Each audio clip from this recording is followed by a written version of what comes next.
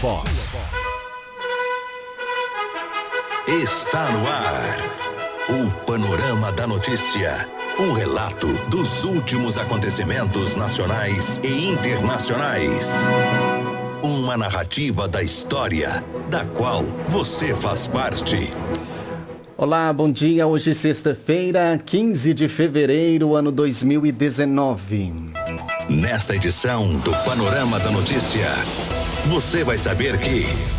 Atingidos pelo rompimento da barragem em Brumadinho estão apreensivos sobre acordo da mineradora.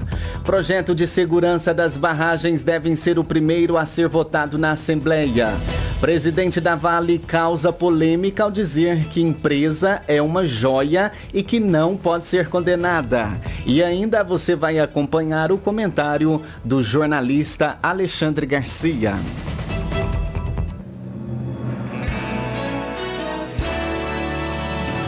Panorama da Notícia. Oferecimento CEMIG, a melhor energia do Brasil. Vamos saber como está o tempo. O fim de semana começou com chuva em Rio Paranaíba. Segundo a meteorologia, o dia deverá ser de sol com muitas nuvens durante o dia e períodos de nublado, com chuva a qualquer hora. As temperaturas irão variar entre 19 graus de mínima e 27 graus de máxima. Neste momento, aqui nos estúdios, a temperatura está na casa dos 23 graus. Vamos acompanhar agora como fica o tempo para todo o estado com a meteorologista da CEMIG, Ruane Maia. Essa manhã começa com muitas nuvens e chuvas fracas isoladas em boa parte das regiões mineiras. Ao longo do dia, a nebulosidade deve seguir presente e, a partir da tarde, são esperadas chuvas significativas entre o Triângulo, Oeste, Sul e Zona da Mata. Nas demais regiões mineiras também há previsão de chuvas, mas essas devem ser mais isoladas. Entre hoje e amanhã, uma nova frente fria chega ao estado e traz volumes de chuva ainda mais significativos para o Triângulo, Oeste, Sul e Zona da Mata no sábado e no domingo. No fim de semana, também são esperados volumes expressivos entre a Central Mineira e a região metropolitana de Belo Horizonte. Nas demais regiões do estado, o tempo também fica chuvoso, mas os acumulados de precipitação devem ser menores.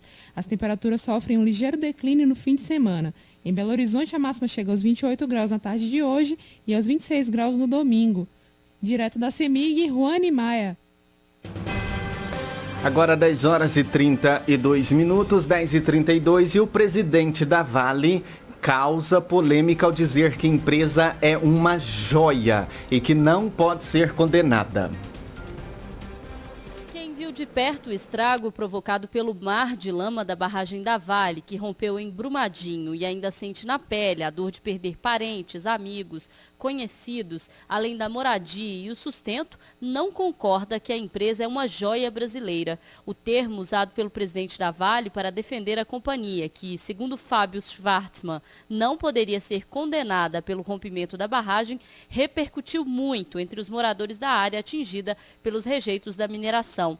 Até hoje, eles esperam uma assistência emergencial da empresa para suprir demandas básicas. Soraya Campos, produtora rural, que perdeu o emprego na horta que sustentava a família, esteve em Brasília nesta semana para apresentar aos deputados a situação dos atingidos. Mesmo os deputados que ouviram ontem o presidente da Vale. Para Soraya, uma joia não pode matar, como fez a Vale. Por isso, ela espera respostas da CPI da mineração, que ela viu ser protocolada nesta semana. Eu fiquei assustada, que eu acho que ele não estaria nem sentado naquela bancada, ele teria que estar cá embaixo algemado. Que aquilo para mim foi crime e ele não teria um pingo de moral para estar lá em cima e falar uma coisa dessa. Como que uma empresa fala que é uma joia e mata tantas pessoas assim e tem mais tantas barragens para descer que vai acontecer a mesma coisa e ele não vai pagar por nada? Vai ficar assim? Pus toda a minha fé que eu tenho em Deus e pus a minha credibilidade naqueles políticos lá. Eu cobrei deles ontem.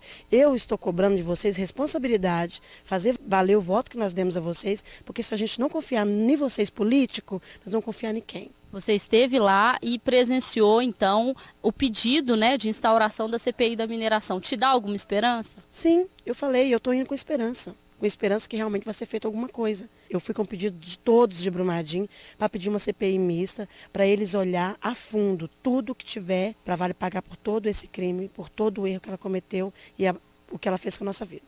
Nos acabou com a nossa vida. Até o momento, nada, né, Soraya? Vocês não receberam nada e os 15 mil ficaram parados. Não, até o momento nada, porque ela muda. A cada momento ela muda as regras. Um pode, esse não pode. Como é doação, nós tivemos que ficar calado e aceitar a norma dela. Então, mas a gente está pedindo a nossa emergencial e ela simplesmente debate e não vai pagar. Diz que a nossa emergencial é uma indenização. E até então a indenização eu vou viver como? Se tudo que a gente tinha está debaixo da lama. A horta já era, como que vocês estão vivendo agora? De doação, de amigos, de ONG, não tenho orgulho de falar, vou pegar porque eu não tenho o que comer mês que vem. O que a gente tem de doação é até a nossa situação resolver, vou viver de doação. Quando isso, vocês estão esperando a resposta da joia brasileira? Isso, esperando a resposta da joia que mata. Repórter Alessandra Mendes. E projeto de segurança das barragens deve ser o primeiro a ser votado na Assembleia. O projeto de segurança das barragens, criado após o rompimento de Fundão, em Mariana, e que está parado na Assembleia Legislativa até hoje, deve ser o primeiro a ser votado nesta legislatura. No entanto, a CPI da mineração deve ser criada somente depois que ele for aprovado. Qualquer projeto só pode tramitar na Assembleia Legislativa depois que as comissões temáticas que analisam as propostas antes que elas sejam encaminhadas para plenário estejam funcionando. O martelo sobre os nomes dos presidentes e as composições das 22 comissões permanentes só foi batido nesta quinta-feira e na semana que vem serão oficializados por eleição, meramente protocolar, já que os nomes já foram definidos e estão disponíveis no site da Itatiaia. O deputado Gustavo Valadares, do PSDB, líder do bloco de governo, confirma que o projeto das barragens deve ser o primeiro a ser votado e defende que não seja criada CPI apenas para pirotecnia e explica que as composições das comissões permanentes foram feitas depois de muito diálogo. Dessa vez foi muito bem conversado, sem muito atrito, sem muita confusão. Eu acho que ficou bom para todo mundo, tanto para o bloco governista como para os demais blocos. Existe a possibilidade de votação do projeto de segurança das barragens antes de qualquer outro projeto na casa? Eu acho que esse é o sentimento da totalidade dos deputados da Casa. Não temos uma unanimidade quanto ao teor da matéria, quanto ao peso das restrições a serem impostas, às mineradoras, às questões de barragem, mas já há uma unanimidade e um sentimento na Casa de que é necessário que o primeiro projeto a ser aprovado, e quem sabe até já na próxima semana, no mais tardar em 10, 15 dias, seja o projeto das barragens. O líder do bloco de oposição, André Quintão, do PT, pontua que as aptidões dos deputados foram levadas em consideração na hora de definir quem preside qual comissão. Cada bloco indicou seus deputados e deputadas a partir da aptidão, da experiência, do acúmulo, da relação com o tema e com a sociedade que cada parlamentar tem. Foi um processo muito interessante porque todas as decisões foram tomadas por acordo, buscando não o interesse partidário simplesmente, mas principalmente a melhor produção legislativa e efetividade para os resultados da Assembleia Legislativa em cada área. Os nomes de todos os presidentes e membros das 22 comissões permanentes da Assembleia Legislativa estão disponíveis no site da Itatiaia. Dentre as composições, circula nos bastidores que uma das comissões deve ter os debates mais intensos e polêmicos. É a de Direitos Humanos, que tem na formação Leninha e Betão do PT, André de Jesus do PSOL e Bruno Engler e Coronel Sandro, ambos do PSL. Repórter Edilene Lopes. E os atingidos pelo rompimento da barragem Brumadinho estão apreensivos sobre acordo da mineradora. Moradores do Parque da Cachoeira, bairro da Zona Rural de Brumadinho, bastante atingido pela lama que desceu com o rompimento da barragem da Vale, se reúnem hoje com representantes do Ministério Público para discutir direitos e demandas emergenciais. As famílias estão apreensivas com a falta de um retorno sobre o que foi pedido e também pela falta de clareza em benefícios já oferecidos pela Vale. Um exemplo é a doação de R$15 mil anunciada pela companhia para produtores rurais que foram atingidos. Ainda resta dúvida com relação à abrangência da doação, interpretada também por defensores públicos como um adiantamento de indenização. Sem saber ao certo quem terá acesso e como isso vai funcionar, os moradores devem buscar na reunião de hoje com o MP orientações também sobre essa situação, como afirma a comerciante Flávia Antônia dos Santos. Às 14 horas a gente vai ter um posicionamento de como que ficou essa minuta. né? Porque já é uma coisa emergencial. E a nossa emergência vai para 20 dias, ninguém escuta. A Vale está ignorando tudo, deixando tudo para ontem. Só que está tudo aí batendo na nossa porta. A dívida não está esperando, não. A Vale está tratando os atingidos como que só cesta básica e água alimentasse a população, né? Mas as pessoas estão reclamando que não tem uma verdura, que não tem um legume, que não tem uma fruta, que não tem nada. Tem gente que toma remédio forte aí e está vivendo só de arroz e feijão. Já vai para 20 dias, que ela nem dá esse auxílio para as pessoas. Eu fui até atrás mesmo do coordenador daqui, o Carlos Brasil, pedindo um auxílio, né? Para as famílias que foram completamente atingidas, que a casa foi embora na lama. Ele falou assim que não, que a Vale não trabalha dessa forma, que a família tem que procurar os 50 mil para conseguir se manter em relação dessas questões, que todo ser humano precisa disso, né? Fruta, legume, uma alimentação mais balanceada. Não é só porque a Vale veio e jogou um mar de lama em cima da casa da pessoa que a pessoa tem que ver só no arroz e feijão agora. E Flávia, falando nesses 50 mil, tem a polêmica dos 15 mil também, né? Que seria para aqueles comerciantes ou gente que trabalhava na horta, enfim, que estava ali plantando e que teve a sua região atingida, mas aí ficou uma indefinição com relação a quem estava dentro dessa área,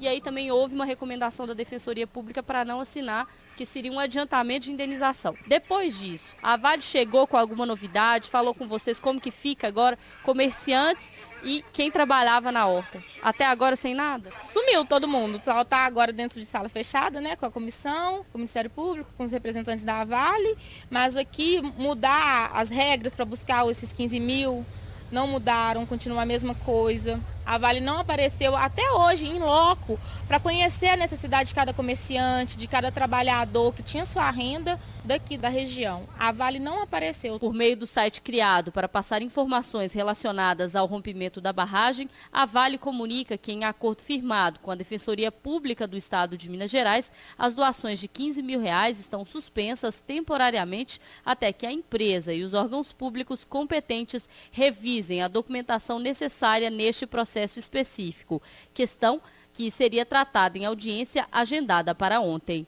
Repórter Alessandra Mendes. Agora 10h42 e mais perdas. Economia de Minas Gerais pode recuar 2% após Brumadinho. O Produto Interno Bruto de Minas Gerais pode sofrer um recuo de quase 2 pontos percentuais após a tragédia da Vale em Brumadinho. A projeção é da Federação das Indústrias no Estado, FIENG. A entidade apresentou nesta terça-feira um estudo onde faz uma revisão na projeção de crescimento para 2019, antes de 3,3%. O cálculo está baseado no cancelamento das operações de exploração de minério da Vale.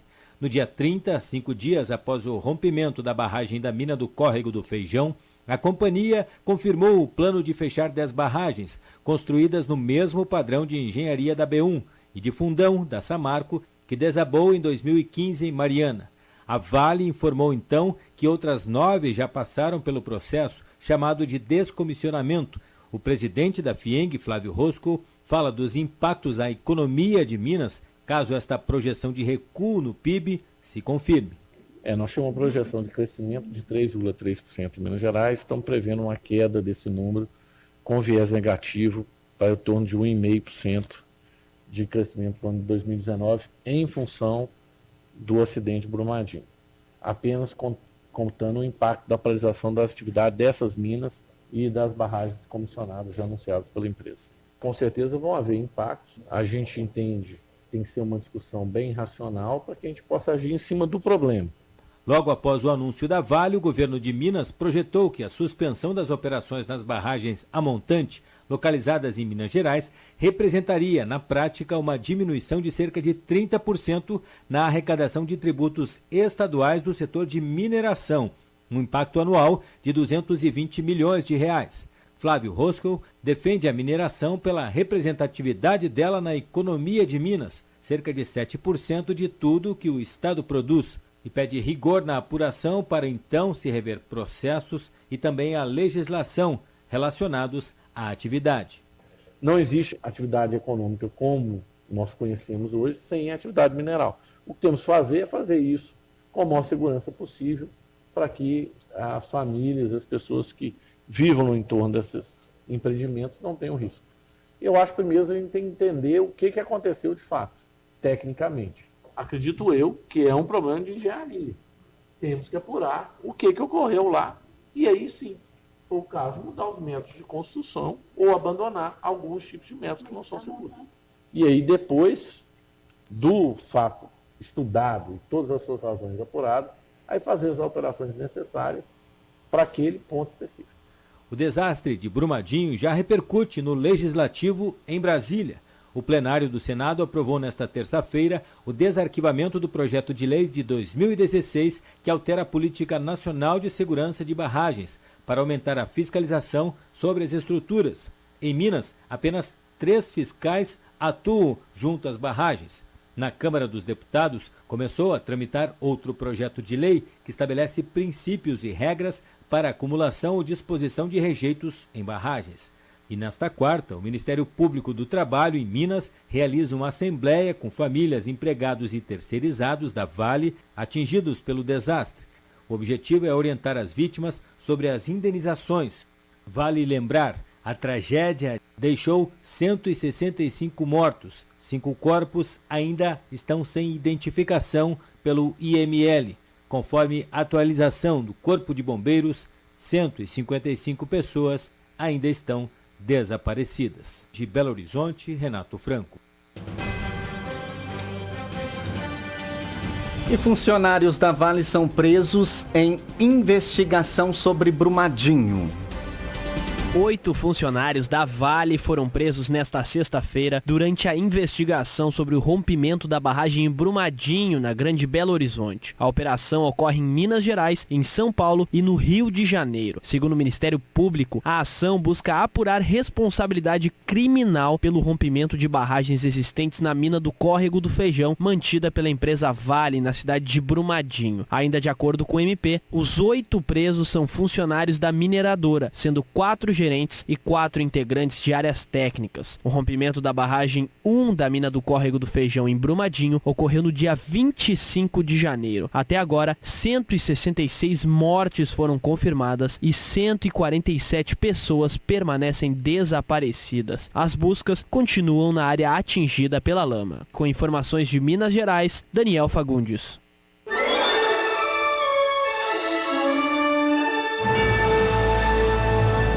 Após um pequeno intervalo, novas notícias. Você vai conferir, vai acompanhar o comentário do jornalista Alexandre Garcia. Rádio Paranaíba. Ô, compadre, você viu que o Alto chegou na cidade? Arto? Que arte é esse, compadre? Não é Arto, não, é Alto, compadre. Escuta aí. AutoNet Telecom. A internet da Uni Informática já é sucesso em Rio Paranaíba. Internet de alta velocidade com planos a partir de R$ 49,90 mensais. Internet banda larga ilimitada. AutoNet Telecom. Presente em toda a cidade. Atendemos também zona rural. Ligue, consulte disponibilidade. Contrate AutoNet Telecom. A internet da Uni Informática. Em frente ao supermercado São Francisco. Fone 38551169 ou com André Alves pelo telefone 999363712. Aprendeu, compadre? É Alto e não Arto. Aprendi, compadre. Vou contratar a AutoNet, aí você vai ver se eu não fico online. Quando você quer ser atendido? Pode ser no ônibus, a caminho do trabalho. Onde você quer ser atendido? Na porta da escola, esperando meu filho. Como você quer ser atendido? De um jeito simples e fácil, sem perda de tempo, sabe? Conheça o CEMIG Atende, um aplicativo que é uma agência no seu celular ou tablet, onde você estiver. Acesse e resolva. Baixe o aplicativo CEMIG Atende, disponível para Android, iOS e Windows Phone. CEMIG, nossa energia, sua força. Informação e boa música. Em DT Sul da Paranaíba FM. Rua Atanásio José Gonçalves, 139. Rio Paranaíba, Centro.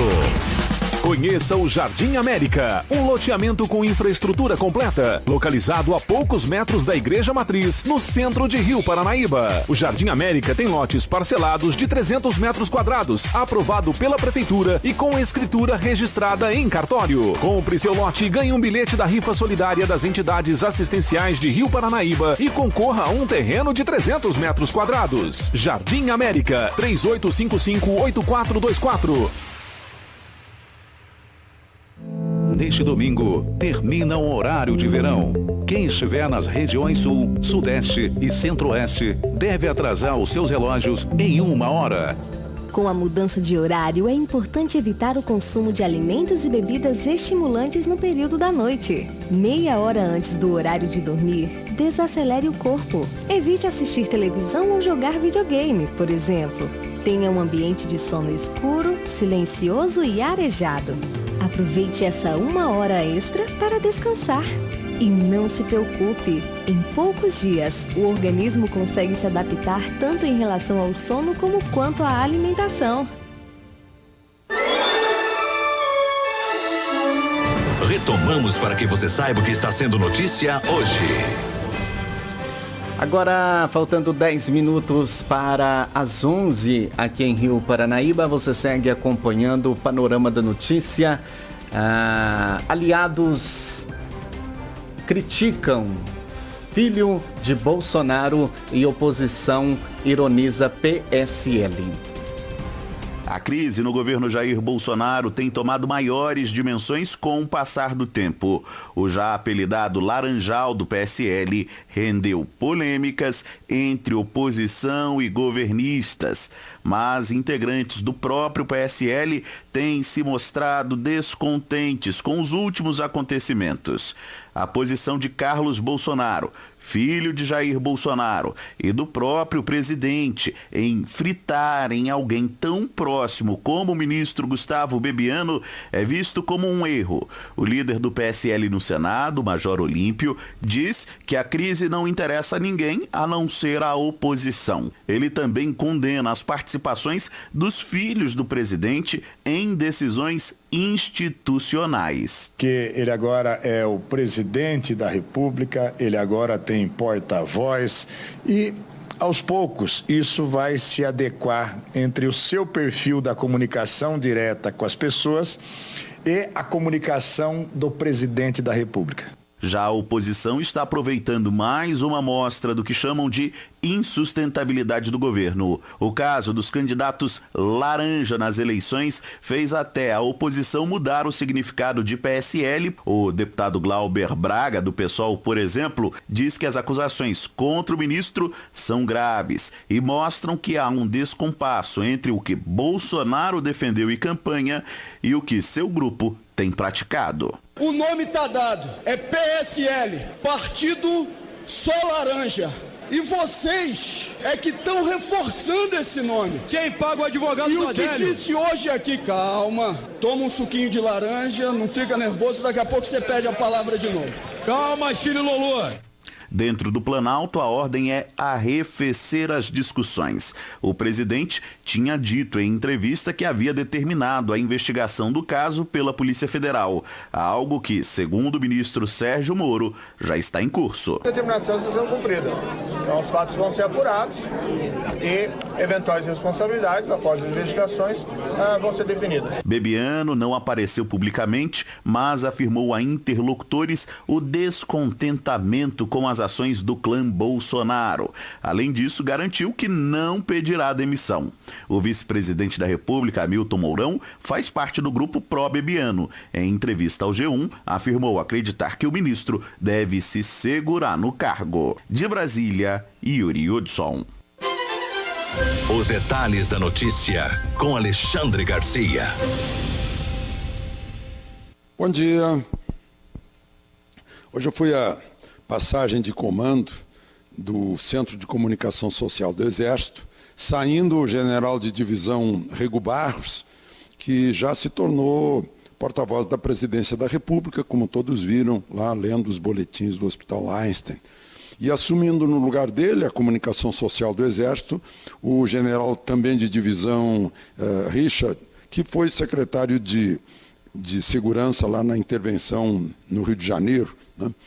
Agora, o que eu queria registrar é a quantidade de jornalistas presentes lá no QG do Exército, né? Numa cerimônia comandada pelo comandante do Exército, tendo a seu lado o general Vilas Boas, já de terno e gravata e tal, que ele está na reserva, né? Quantidade de jornalistas, cheguei a brincar com os colegas, dizendo, mas hoje é alguma posse de diretoria do Sindicato dos Jornalistas, reunião do Clube da Imprensa, o que é isso, né? Aí eles disseram que era o interesse pelos conselhos militares para Bolsonaro evitar crises e influência dos filhos no governo, né?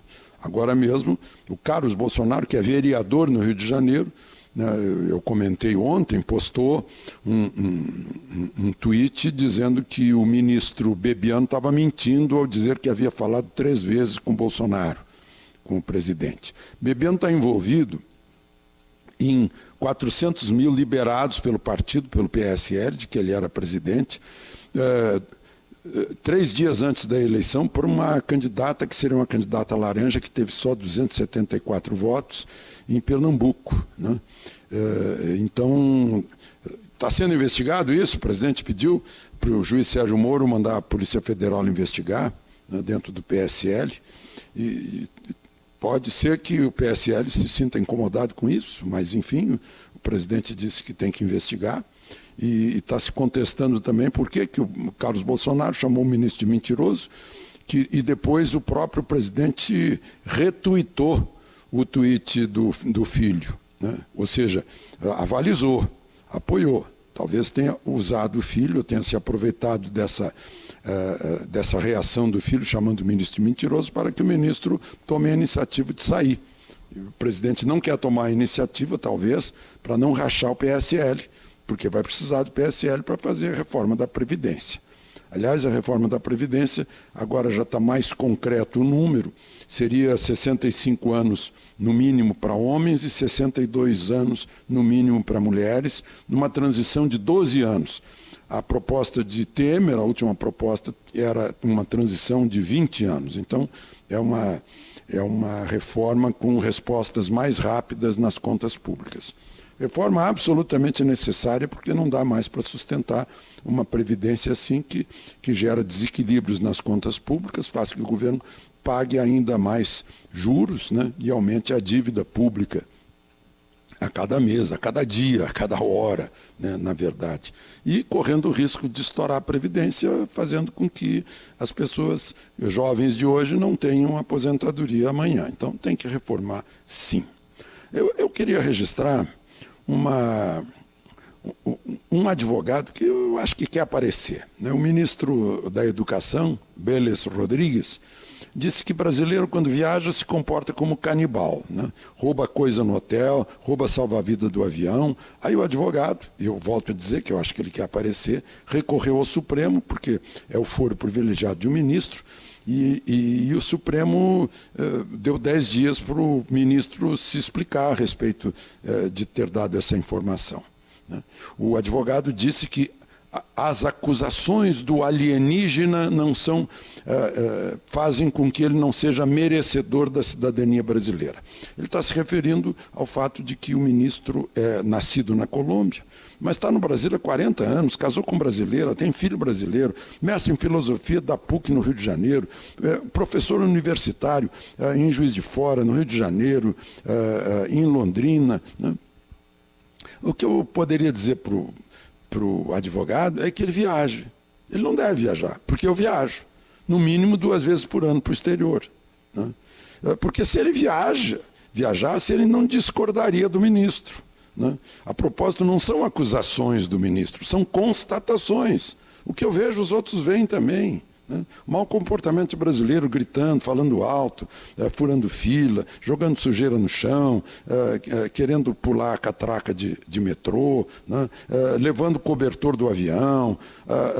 Olha, experimente a Punta del Este, vai em hotéis ali da península de Punta del Este. Né? Já aconteceu comigo. Né? Pediram licença para revistar minha mala na hora que eu estava indo embora, porque me disseram que brasileiro rouba até o abajur do quarto do hotel. Então, seu advogado, viaje um pouco para constatar isso e ficar com vergonha também como brasileiro. De Brasília, Alexandre Garcia. Você caminhou conosco pelo panorama da notícia. O conhecimento dos fatos faz de você um cidadão ativo. A apresentação e áudio foi minha, Silvano Arruda, edição Gilberto Martins.